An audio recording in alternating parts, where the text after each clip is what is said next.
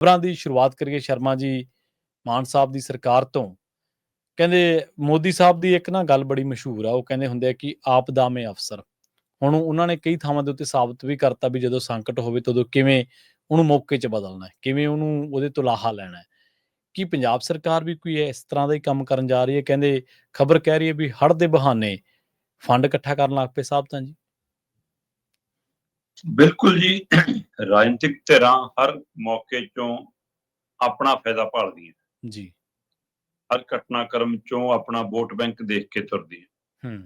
ਸੱਤਾਧਾਰੀ ਧਿਰ ਆਮ ਆਦਮੀ ਪਾਰਟੀ ਦੇ ਅੰਦਰ ਇਹ ਗੱਲ ਤਾਂ ਕਰ ਗਈ ਕਿ ਅਸੀਂ ਇਸ ਹੜ੍ਹਾਂ ਦੀ ਸਥਿਤੀ ਦੇ ਵਿੱਚ ਫਾਦੀ ਸਾਬਤ ਹੋਏ ਹਾਂ। ਹੂੰ। ਅਸੀਂ ਇਸ ਹੜ੍ਹਾਂ ਦੀ ਸਥਿਤੀ ਨੂੰ ਨਜਿੱਠਣ 'ਚ ਵੀ ਕਾਮਯਾਬ ਨਹੀਂ ਹੋਏ ਹੂੰ। ਤੇ ਉਹਨੂੰ ਪਾਰਟੀ ਪੱਧਰ ਤੇ ਕੈਸ਼ ਕਰਨ 'ਚ ਵੀ ਕਾਮਯਾਬ। ਹੂੰ। ਲੰਘੇ ਕੱਲ ਇੱਕ ਆਨਲਾਈਨ ਗੁਪਤ ਬੈਠਕ ਹੁੰਦੀ ਹੈ। ਹੂੰ। ਬੈਠਕ ਦੀ ਰਸਮੀ ਤੌਰ ਤੇ ਸਰਕਾਰੀ ਦੱਸੀ ਜਾਂਦੀ ਹੈ, ਠੀਕ ਹੈ ਜੀ। ਪਰ ਜਿਵੇਂ ਉਹਦੇ ਵਿੱਚ ਕੇਜਰੀਵਾਲ, ਮਨੀਸ਼ ਸਿਸੋਦੀਆ, ਇੱਕ ਦੋ ਹੋਰ ਦਿੱਲੀ ਵਾਲੇ ਇਹਨਾਂ ਦੇ ਫੀਲੇ ਜਿਹੜੇ ਇੱਥੋਂ ਤੱਕ ਤੈਅ ਕਰ ਰਹੇ ਸੀਗੇ ਕਿ ਕਿਹਨੂੰ ਬੋਲਣ ਦਾ ਮੌਕਾ ਦੇਣਾ, ਕਿਹਨੂੰ ਪੋਜ਼ ਕਰਨਾ, ਕਿਹਨੂੰ ਚੁੱਪ ਕਰਾਉਣਾ, ਹੈ ਨਾ, ਉਹ ਡਿਸਾਈਡ ਕਰ ਰਹੇ ਸੀਗੇ। ਤੇ ਇਹਦਾ ਮਤਲਬ ਸਰਕਾਰ ਚਲਾ ਕੌਣ ਰਿਹਾ, ਇਹ ਬਾਰ-ਬਾਰ ਗੱਲ ਉੱਭਰ ਕੇ ਸਾਹਮਣੇ ਆਉਂਦੀ। ਉਹਦੇ ਬਾਵਜੂਦ ਵੀ ਸਾਡੇ ਮੁੱਖ ਮੰਤਰੀ ਸਾਹਿਬ ਕੁਝ ਕਹਿ ਨਹੀਂ ਪਾ ਰਹੇ। ਤੀਜੇ ਨੰਬਰ ਤੇ ਜਿਹਨਾਂ ਦੀ ਬੋਲਣ ਦੀ ਵਾਰੀ ਆਵੇ ਤਾਂ ਇੱਥੋਂ ਹੀ ਅੰਦਾਜ਼ਾ ਲੱਗ ਜਾਂਦਾ ਕਿ ਸਰਕਾਰ ਚਲਾ ਕੌਣ ਰਹੀ। ਪਰ ਸਵਾਲ ਤਾਂ ਇਹ ਤੋਂ ਅੱਗੇ ਕਿ ਮਨੀਸ਼ ਸਿਸੋਦੀਆ, ਕੇਜਰੀਵਾਲ ਕਿਸ ਹੈਸੀਅਤ ਨਾਲ ਬੈਠਦੇ ਆ ਸਰਕਾਰੀ ਬੈਠਕਾਂ 'ਚ? ਜੀ ਜੀ। ਕਿਹੜੀ ਹੈਸੀਅਤ ਆ ਉਹਨਾਂ ਦੀ? ਕੌਣ ਨੇ ਉਹ? ਕੀ ਲੱਗਦੇ ਆ ਪੰਜਾਬ ਦੇ? ਤੁਸੀਂ ਪਾਰਟੀ ਪੱਧਰ ਤੇ ਜੋ ਫੈਸਲੇ ਲੈਣੇ ਆ ਕਰੋ, ਪਰ ਸਰਕਾਰੀ ਫੈਸਲੇ ਤੁਸੀਂ ਕਿਵੇਂ? ਮੁੱਖ ਮੰਤਰੀ ਤੋਂ ਇੱਕ ਦਿਨ ਪਹਿਲਾਂ ਮਨੀਸ਼ ਸਿਸੋਦੀਆ ਐਲਾਨ ਕਰਦਾ ਹੈ ਤੇ ਦੂਏ ਦਿਨ ਮੁੱਖ ਮੰਤਰੀ ਉਹੀ ਐਲਾਨ ਕਰਦਾ। ਫਿਰ ਸਾਰੇ ਲੋਕਾਂ 'ਚ ਰੌਲਾ ਪੈਂਦਾ ਕਿ ਆਹ ਕੀ, ਉਹ ਜਿਸਕਾ ਖੇਤ ਉਸਕੀ ਰੇਤ ਵਾਲੇ ਮੁੱਦੇ ਤੇ ਬਹੁਤ ਚਰਚਾ ਹੋਈ। ਹੋਈ ਹੈ ਬਿਲਕੁਲ। ਤੇ ਹੁਣ ਇਸ ਲਈ ਫਿਰ ਬੈਠਕ ਤੋਂ ਇੱਕ ਦਿਨ ਪਹਿਲਾਂ ਭਗਵੰਤ ਮਾਨ ਤੋਂ 6 ਮਿੰਟ ਦੀ ਵੀਡੀਓ ਜਾਰੀ ਕਰਾ ਕੇ ਕਿਹਾ ਗਿਆ ਕਿ ਤੁਸੀਂ ਕਹਿ ਦਿਓ ਮਿਸ਼ਨ ਚੜ੍ਹਦੀ ਕਲਾ। ਪਰ ਅਸਲੀ ਮਿਸ਼ਨ ਚੜ੍ਹਦੀ ਕਲਾ 'ਚ ਕਰਨਾ ਕੀ ਆ, ਉਹਦੀ ਬੈਠਕ ਕੱਲ ਕੀਤੀ ਹੈ ਜੀ। ਕੱਲ ਬਾਹਾਂ ਖੜੀਆਂ ਕਰਾ ਕੇ ਤੈਅ ਕਰਾਇਆ ਕਿ ਤੁਸੀਂ ਕਿੰਨਾ ਕਰੋੜ ਆਪ ਦਓਗੇ, ਕਿੰਨੇ ਕਰੋੜ ਲੈ ਕੇ ਆਓਗੇ। ਠੀਕ ਹੈ ਜੀ। ਕੋਈ 10 ਕਰੋੜ, ਕੋਈ 20 ਕਰੋੜ, ਕੋਈ 30 ਕਰੋੜ, ਕੋਈ 40 ਕਰੋੜ। ਕੋਈ ਰਾਜ ਸਭਾ ਮੈਂਬਰ ਆ ਇਹਨਾਂ ਦਾ, ਹੈ ਨਾ, ਕੋਈ ਰਾਜ ਸਭਾ ਤੋਂ ਹੁਣ ਮੰਤਰੀ ਬਣ ਗਿਆ, ਕੋਈ ਪਾਰਟੀ ਦਾ ਪ੍ਰਧਾਨ ਹੈ ਨਾ, ਤੇ ਕੋਈ ਕੁਛ ਹੈ। NRIਆਂ ਨੂੰ ਵੀ ਅਪੀਲ ਕਰਾਂਗੇ ਜੀ ਅਸੀਂ ਜੀ ਪੰਜਾਬ ਦੀ ਜਨਤਾ ਨੂੰ ਵੀ ਅਪੀਲ ਕਰਾਂਗੇ ਕਿ ਫੰਡ ਸਾਡੇ ਆ ਰੰਗਲਾ WW ਪਤਾ ਨਹੀਂ ਕੀ ਪੰਜਾਬ ਰੰਗਲਾ ਕੀ ਬਣਾਇਆ ਜੀ, ਉਹ 'ਚ ਪਾਓ। ਹੁਣ ਇਹ ਸਾਰੀ ਪ੍ਰਕਿਰਿਆ ਇਹ ਸਾਬਤ ਕਰਦੀ ਹੈ ਕਿ ਆਮ ਆਦਮੀ ਪਾਰਟੀ ਪੰਜਾਬ ਦੇ ਲੋਕਾਂ ਦੀ ਸੰਕਟ ਦੇ ਸਮੇਂ ਬਾਂਹ ਫੜਨ ਦੇ ਨਾ ਪਾਰਟੀ ਕਾਬਲ ਆ, ਨਾ ਸਰਕਾਰ ਕਾਬਲ। ਪ੍ਰਵੀਨ ਜੀ, ਔਖੀ ਘੜੀ 'ਚ ਲੋਕ ਸਰਕਾਰਾਂ ਤੋਂ ਉਮੀਦ ਕਰਦੇ ਆ ਕਿ ਉਹਨਾਂ ਕੋਲ ਜੋ ਟੈਕਸਾਂ ਦੇ ਰੂਪ 'ਚ ਦਿੰਨੇ ਆ, ਉਸ ਤਰੀਕਾ ਕਰਨ ਨਾਲ ਸਰਕਾਰ ਆਪਣੀ ਸ਼ਕਤੀ ਪਹੁੰਚ ਨਾਲ, ਆਪਣੇ ਰਿਜ਼ਰਵ ਫੰਡਾਂ ਨਾਲ, ਆਪਣੀ ਵਿਊਤਬੰਦੀ ਨਾਲ, ਆਪਣੀ ਸੂਝ-ਬੂਝ ਨਾਲ ਇਸ ਮਸਲੇ 'ਚੋਂ ਸਾਨੂੰ ਕੱਢੂਗੀ। ਪਰ ਜੇ ਸਰਕਾਰ ਝੋਲੀ ਵੱਢਣ ਲੱਗ ਜਾਵੇ ਕਿ ਤੁਸੀਂ ਉਹ ਦੇ ਦਿਓ ਸਾਨੂੰ, ਤੇ ਉਹ ਵੀ ਉਸ ਸਥਿਤੀ ਜਦੋਂ ਵਿਸ਼ਵਾਸ ਗਵਾ ਚੁੱਕੀ ਹੋਵੇ, ਤੇ ਫਿਰ ਸਵਾਲ ਤਾਂ ਕਈ ਤਰ੍ਹਾਂ ਉੱਠਣਗੇ ਜੀ। ਜੀ ਜੀ। ਕੇਜਰੀਵਾਲ ਜੀ ਤਾਂ ਇਹ ਕਹਿ ਰਹੇ ਸੀ ਮੈਂ ਦਿੱਲੀ ਤੋਂ ਇਕੱਠਾ ਕਰਕੇ ਲਿਆ ਕੇ ਪੰਜਾਬ ਨੂੰ ਦਊਂਗਾ, ਤੇ ਤੁਸੀਂ ਪੰਜਾਬੀਆਂ ਤੋਂ ਹੀ ਪੰਜਾਬ 'ਚ ਮੰਗਣ ਲੱਗ ਪਏ। ਸਹੀ ਹੈ। ਤੇ ਦੂਸਰੇ ਪਾਸੇ ਲੋਕ ਇਹ ਵੀ ਜਾਣਨਾ ਚਾਹੁੰਦੇ ਨੇ ਕਿ ਜਨਾਬ ਤੁਸੀਂ ਕਹਿੰਦੇ ਹੋ 1 ਰੁਪਈਏ ਦਾ 1.25 ਰੁਪਈਆ ਕਰਕੇ ਮੋੜਾਂਗੇ, ਪਹਿਲਾਂ ਉਹ ਜਿਹੜਾ 1.25 ਰੁਪਈਏ ਵਾਲੇ ਦੇ ਵਿੱਚ ਉੱਪਰਲਾ 25 ਪੈਸੇ ਉਹੀ ਲਾ ਲਓ। ਸਾਡੇ ਨਾਲ ਰੁਪਈਆ ਕੀ ਮੰਗਦੇ ਹੋ?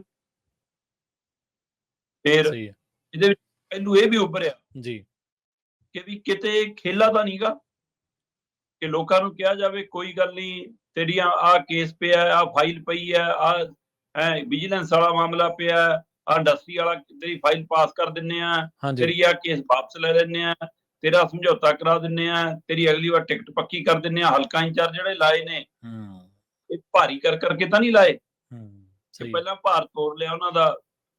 ਹੁਣ ਤਾਂ ਗੁਲਾਬੀ ਤੇ ਚਲੋ ਬੰਦ ਹੋ ਗਿਆ, ਹੈ ਨਾ, ਤੇ ਇਸ ਲਈ ਕਿਤੇ ਇਹ ਤਾਂ ਨਹੀਂ ਕਿ ਉਹਦਾ ਭਾਰ ਤੋਲਿਆ ਗਿਆ ਹੋਵੇ ਫਿਰ ਉਹਨੂੰ ਹਲਕਾ ਇੰਚਾਰਜ ਲਾਵੇ।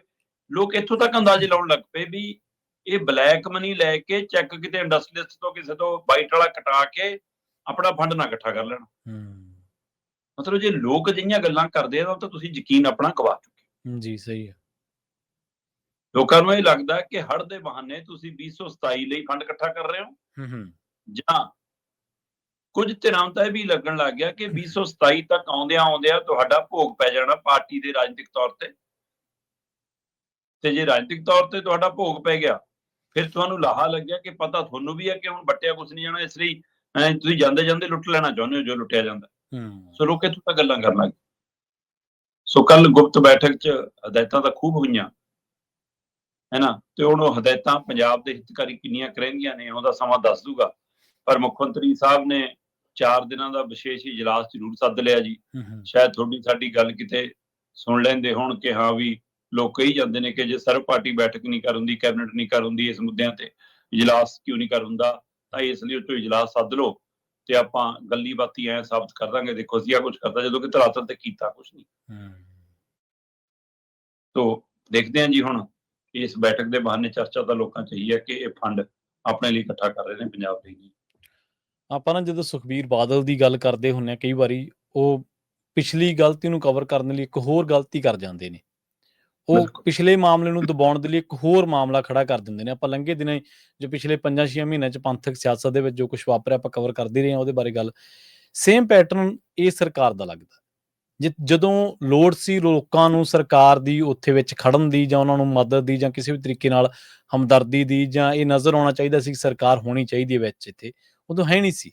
ਬਾਅਦ ਦੇ ਵਿੱਚ ਇਹ ਕਿਸ਼ਤੀਆਂ ਲੈ ਕੇਜਰੀਵਾਲ, ਸਿਸੋਦੀਆ, ਫਿਰ ਲੋਕ ਤੁਸੀਂ ਦੱਸਿਆ ਸੀਗਾ ਨਾ, ਲੋਕਾਂ ਦੇ ਪਹਿਲਾਂ ਥਰਮਾਮੀਟਰ ਲਾ ਕੇ ਦੇਖਿਆ ਵੀ ਕਿਤੇ ਵਿਰੋਧ ਤਾਂ ਨਹੀਂ ਹੁੰਦਾ, ਕਿਤੇ ਲੋਕ ਭਜਾਉਂਦੇ ਤਾਂ ਨਹੀਂ ਸਾਨੂੰ, ਉੱਥੇ ਪਾਣੀ 'ਚ ਕਿਤੇ ਭੱਜਿਆ ਵੀ ਨਹੀਂ ਜਾਣਾ, ਪਾਣੀ 'ਚ ਤਾਂ ਜਿੱਥੇ ਗੋਡੇ ਗੋਡੇ ਗਾਰ ਆ, ਲੱਖ ਲੱਖ ਗਾਰ, ਉੱਥੇ ਭੱਜ ਵੀ ਕੀ ਲੈਣਗੇ। ਸੋ ਇਹ ਗਲਤੀ ਦਰ ਗਲਤੀ ਹੈ। ਸਰਕਾਰਾਂ ਠੂਠੇ ਫੜ ਕੇ ਥੋੜ੍ਹਾ ਖੜਦੀਆਂ ਹੁੰਦੀਆਂ ਸ਼ਰਮਾ ਜੀ। ਸਰਕਾਰਾਂ ਕਲਿਆਣਕਾਰੀ ਰਾਜ ਦੀ ਪਰਿਭਾਸ਼ਾ ਕੀ ਹੈ? 12,000 ਕਰੋੜ ਦਾ ਹਿਸਾਬ ਨਹੀਂ ਦੇ ਪਾ ਰਹੇ। ਹਾਂਜੀ। ਲੋਕ ਤੁਹਾਨੂੰ ਆਪਣੇ ਪੈਸੇ ਕਿਉਂ ਦੇਣ ਜੇ ਲੋਕਾਂ ਤੋਂ ਹੀ ਲੈ ਕੇ ਤੁਸੀਂ ਸੇਵਾ ਕਰਨੀ ਆ? ਲੋਕ ਕਹਿੰਦੇ ਅਸੀਂ ਕਰੇ ਰਹੇ ਹਾਂ ਫਿਰ ਆਪ। ਹਾਂਜੀ, ਬਿਲਕੁਲ। ਕਿੱਧਰ ਗਈ ਤੁਹਾਡੀ ਉਹ ਮੈਨੇਜਮੈਂਟ ਜਿਹਦੇ ਤਹਿਤ ਤੁਸੀਂ ਕਹਿੰਦੇ ਹੁੰਦੇ ਸੀ 18,000 ਕਰੋੜ ਇੱਧਰੋਂ, 20,000 ਕਰੋੜ ਇੱਧਰੋਂ, 22,000 ਕਰੋੜ ਇੱਧਰੋਂ, ਕਿੱਥੇ ਆ ਤੁਹਾਡੀ ਉਹ ਮੈਨੇਜਮੈਂਟ? ਇਹਦਾ ਮਤਲਬ ਉਹ ਗੱਲੀ ਬਾਤੀ ਜਿਹੜੀਆਂ ਥੁੱਕੀ ਬੜੇ ਪਕਾਉਣ ਵਾਲੀ ਗੱਲ ਸੀਗੀ ਤੁਹਾਡੀ।